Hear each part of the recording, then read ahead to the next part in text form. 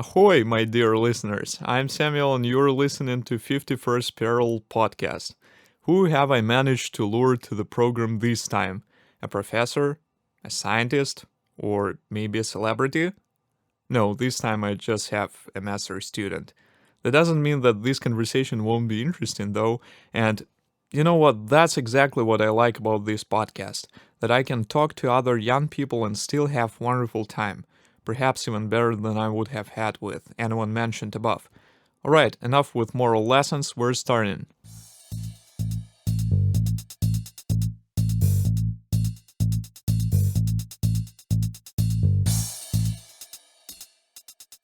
Okay, hello Maksymilian, and Hello, how are hello. you doing today? I'm fine, thank you. I slept quite well. How Okay. about you? How are you doing? I'm doing good. I'm glad. I'll just have to add that that was a nice intro. Thank you very much. Okay, so let's begin with your studies here because although you know what, let's not begin with your studies. Let's begin with your work. So, in our brief conversation before the podcast, you said that you already found the job you like, and hmm can you tell me what that is and where do you work? So, I work in a company called ZF. It is a company that manufactures and develops electronics for the automotive industry, so electronics for cars. And I work as a test engineer. I test electronic modules that Mm-hmm. will later go into cars. Okay, so what's the process of that? Well, mm, the development is obviously it's separated into sections, and first there are electronic designers who come up with schematics for the circuits and like the conception of how everything should work together. Then they draw the schematics, and then I come in, me and my colleagues, Mm-hmm.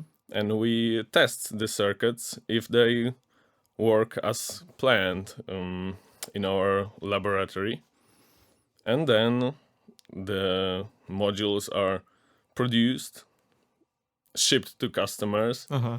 which are, of course, like huge companies like BMW, Volkswagen, Toyota, etc., etc.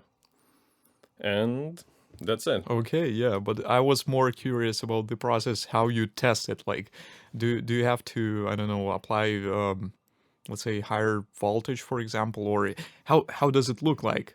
Mm, what I'm doing are sort of development tests, which um, tests all the little functionalities of each circuit, because each Ah, electronic uh-huh. module Okay. consists of several sub circuits. Mm-hmm. And I take such a sub circuit, subdivision, and test all the inputs, all the outputs, if they work correctly.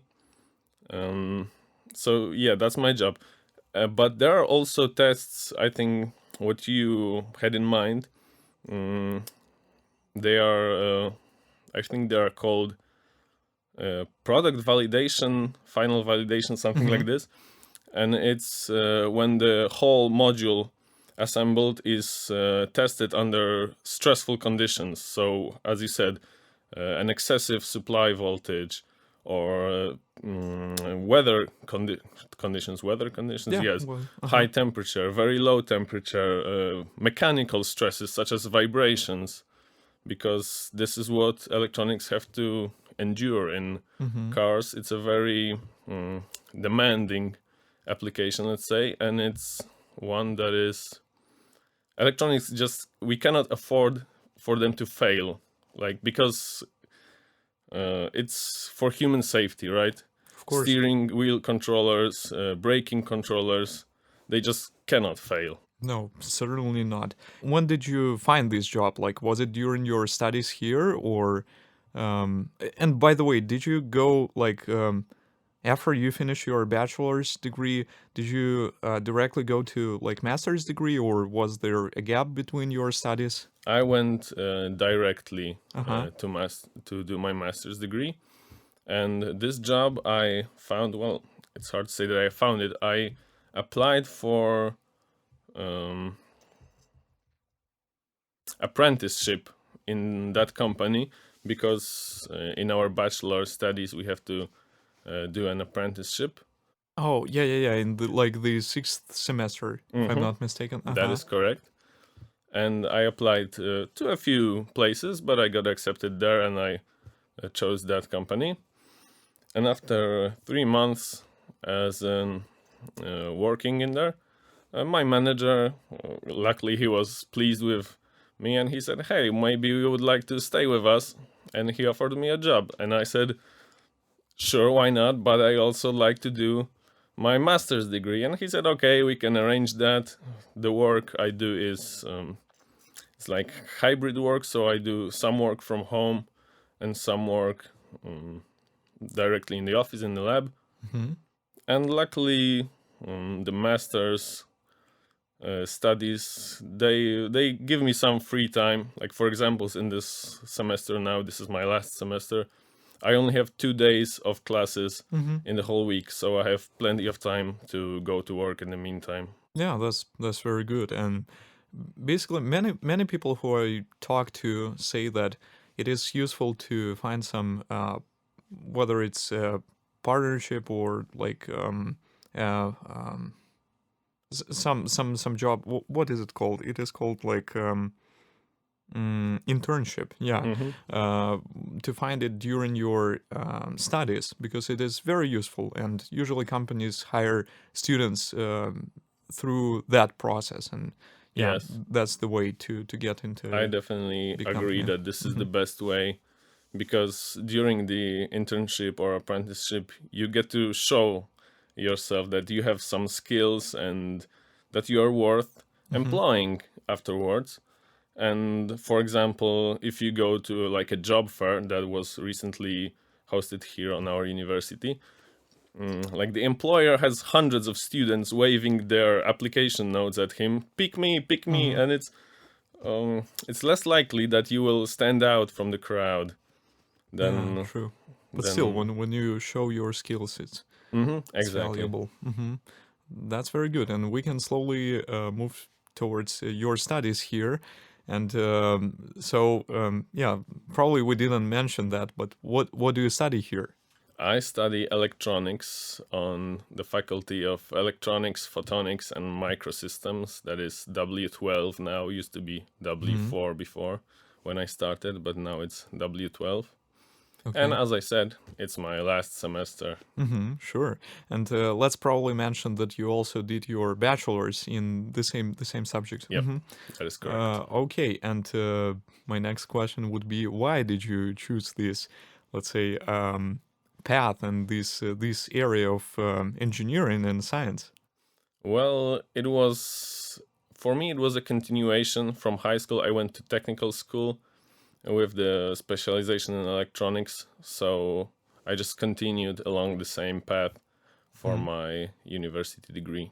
Okay, I see. But do you have anything like any sort of let's say desire to study that, or how was it on this like basic level? Do you know what I mean?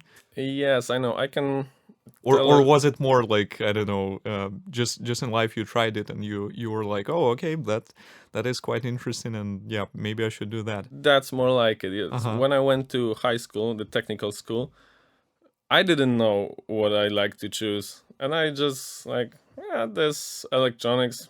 It sounds okay. It sounds like there should be a demand for jobs in this field in the future. So let's go for electronics. I just applied and got there. And when I tried it, I realized, wow, that is really fantastic. I really enjoy this area of science, and Yeah, now it's my passion as well. that's very good.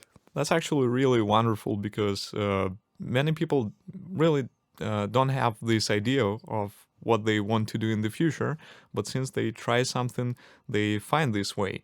And also, getting back to our studies, one of the things that you said to me was that one of the like motivation and or probably like something that was really an advantage when you applied for your master's studies was that you already knew some of the professors, right? So it Yep. was easier to go and do that. And that brings me to another question. Like, can you share, based on your experience, like what are some approaches that different professors take? And of course, it is different for like different professors, but still we can generalize some things. And if you can share what you like in the process of studying and what you dislike. Hmm. What I can say about like professors' attitudes and approaches, I noticed that they change from my when I was doing my bachelor's degree to now my master's. Like many professors, when we first get to know them during our bachelor's, they seem very strict and they all the time lecture us that prepare, the exam will be hard. Yeah. It's hard to describe this, but I think every student knows what I'm talking about. You can just feel that a professor is it's not very it's he doesn't seem likable. Mm-hmm. But then when we had more classes with him, more courses, and then during the masters, even more courses, he seemed more and more friendly. Maybe one of the reasons that also influenced this was that there is less and less of us students further on as we Yeah, go of course. through our studies. Right now, there's only 12 of us in our specialty. So each of the professors know us, like by name, know who we are. We are no longer this bunch of random students. Yeah. For them, Just individuals. We are Yeah. individuals, People. correct. And yeah, the professors like they used to seem to be very strict and not likable. They sort of become human. Then they start telling jokes. There's some situational humor like related to us as individuals because the professors now differentiate between us. I enjoyed this process. It's nice to like be the studying process feels more welcoming this way, I think. Yeah, it really does. And that reminded me of one of my professors. So, in the beginning of this semester, he also seemed like very strict and like rigorous. And even I remember the first class with him, it was like a lecture. And there were some people who were late to the class, and he said something like, "Next time I'll close the door after 15 minutes," or something like that. And he was really like, seemed like a, this very like rigorous, strict person. But after a while, when there were less and less people coming to his lectures, he now becomes more, as you said, more friendly, and even it seems like he enjoys the fact that there are less people coming to his class. So that's interesting, but yeah, still. And of course, yeah, I can agree with you that this process, when you have less people in the group, it's easier to study, to learn something, because like the approach is more as an approach to an individual rather than to this like mass of students, this huge crowd. But yeah, that's good. And can you share your thoughts on what the university gives you, and like did it teach you some lessons during your studies? Well,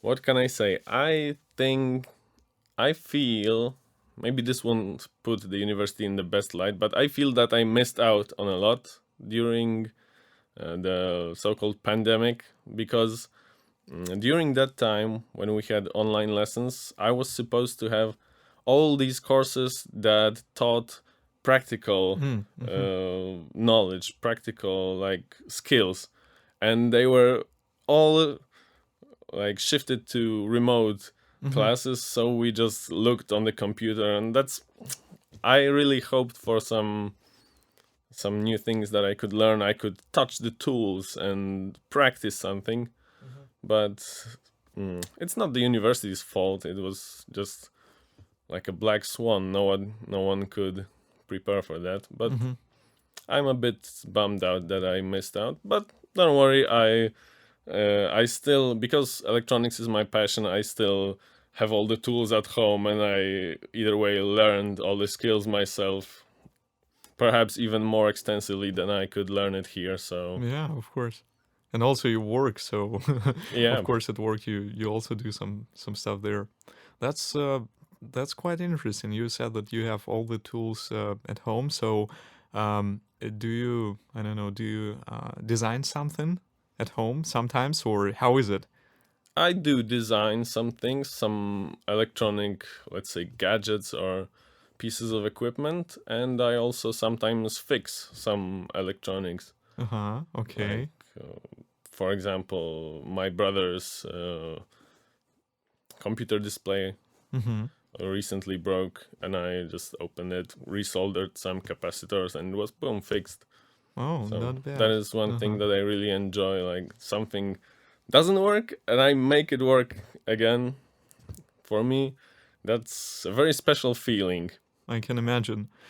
That's quite useful to have someone in your family who does different things, right? Like, I don't know, for example, your sister, your brother doing different things in different fields, and that as a family you can do something like more things, right? Hmm. Rather than having a family of where everyone is an engineer, you can have a family where, I don't know, someone does I don't know, like someone is a doctor and someone is an engineer and someone is someone else. You understand what Hmm. I'm talking about? Yeah, I Quite understand. useful, right? Yeah, But of course, like in real life, that doesn't apply. So yeah. yeah, we don't choose who to be siblings with or something Hmm. like that. That is But correct. that's good. That's great that you help your Although brother. often parents choose the career paths for their Oh children. Like yeah. if, Uh for huh. example, two parents are doctors or dentists, it is very likely that It the is. children, they will lead the children down the same path, Mm-hmm. because like this is a good path, you better stick with what we proven to be good. What do you think of that approach? Is it good or bad? I think it's not, it's maybe his career is served to him on a silver platter. He doesn't have to decide anything, make any tough decisions, or maybe try and fail and learn something. Mm-hmm. He has, I don't think it's very good to like not have to pick something up for Mm-hmm. yourself. Okay, I see. I see. Maybe some of them will end up enjoying their Mm-hmm. job Yeah, very well. probably. Mm-hmm. Probably that's true.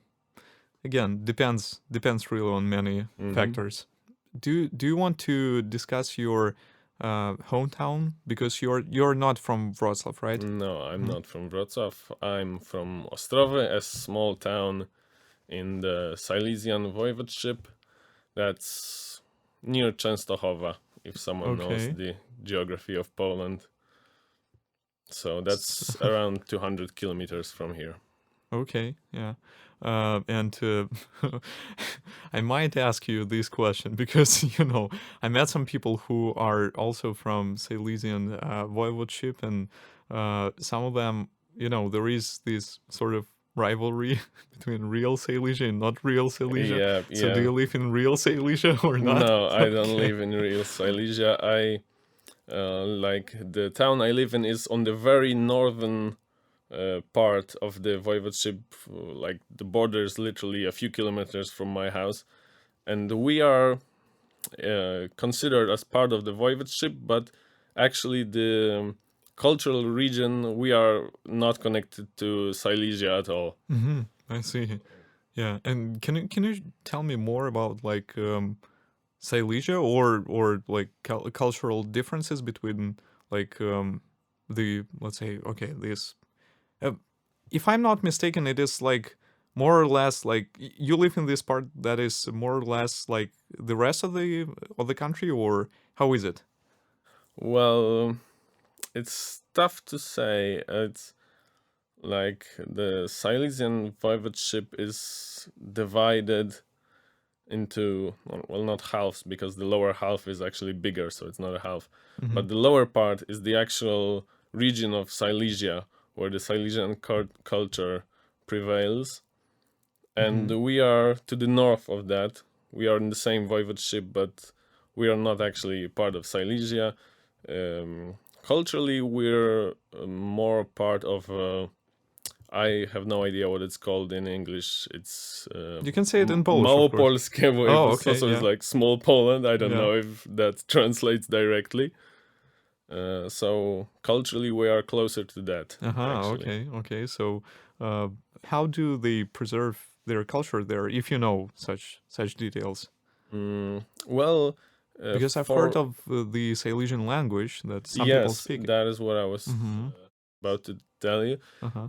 The main thing is their language, like, and it's actually funny because the further south you go, let's say starting from the north of the region, the more and more people start to incorporate words from this Silesian language into their Polish, let's say, Okay. and it sometimes sounds very funny when they, because these words they for other Poles they can sound quite comically sometimes Okay. or unusually, Yeah. and it's even more of a comical effect when a single, let's say, foreign word is placed into a Polish regular sentence. Polish sentence. And, Okay, I see. what is he talking about? Yeah.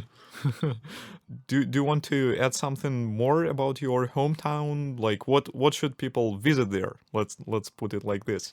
Oh, I don't think Is there's there much anything? to Okay. visit there. It's just a small town, a small village, Okay. actually, I might say. But Mm-hmm.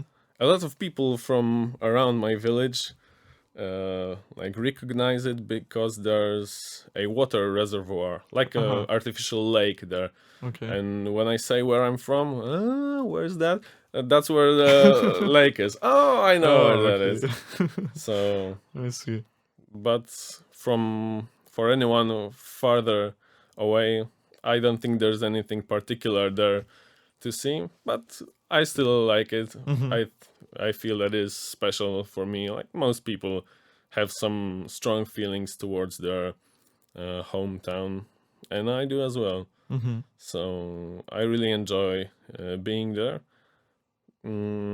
Because in general, I'm more of a countryside guy than a city Mm-hmm. guy. So moving to Wrocław, like you lose a bit of that, let's say, contact with nature, for example. Well, Mm-hmm. there are some trees and there's the river, But it's but different, of course. there's a Mm-hmm. lot of concrete everywhere, and Yeah. it's not the same. Mm-hmm. Just right. Well, speaking of that, how do you see your? Of course, because yeah, we talked a little bit about that before the podcast again, and you said something like, yeah, you plan to still work in this company, and apparently, yeah, for this period to be here. But what if I ask you, like, what is your ideal? Of course, this too early to ask about that, but what is your ideal, let's say, retirement? Like, how do you see Ooh, it? retirement. Uh-huh. Hmm. Perhaps I would live in a small house, a small cottage, far away from civilization, next to a lake or a river, in a forest, perhaps. I would go fishing every day, Okay. or Very nice. something like Very this, do nice. Yeah. some outdoor activities. Can you say something nice about Wrocław? Well, I can say something nice. I found that people here tend to be really friendly. Like, Okay. I don't think I've yet to met someone here that would strike me as extremely, like, off-putting. Like, most people, you could walk up to a stranger on the street and start talking to him, and they wouldn't respond negatively. Most of them would be positive or at least neutral. Like, Mm-hmm. there's this slogan of Wrocław miasto spotkań, like the Mm-hmm. town of meeting people, and I think that holds true. Okay. That surprised me because I didn't expect that. I thought this was just a stupid catchphrase on a billboard. Yeah. Like, why would people put it there? But it's actually, I found it to be true. Wow, So that's good. That's very good. Yeah, actually, I can attest to that, I guess. Yeah, because now I try to remember some examples of people not being friendly here in Wrocław, and it's hard to remember something. So yeah, I can agree with you. That's true. do you have anything else to add to this episode? Well, I don't have anything particular in mind. Okay, So very I good. just- Then the only thing I can say is thank you for coming. It's been a pleasure to talk to you. Thanks for having me. Yeah, thank you very much. And let's say goodbye to our listeners. Goodbye. Goodbye, listeners. This podcast was recorded at Radio LUZ, LUZ on campus of Wroclaw University of Science and Technology. You can find more episodes on our YouTube channel, as well as on various other platforms connected to Radio LUZ. You can write to us to 51st.parallel.podcast@gmail.com, which is 51st.parallel.podcast@gmail.com. Thanks for listening and see you next time.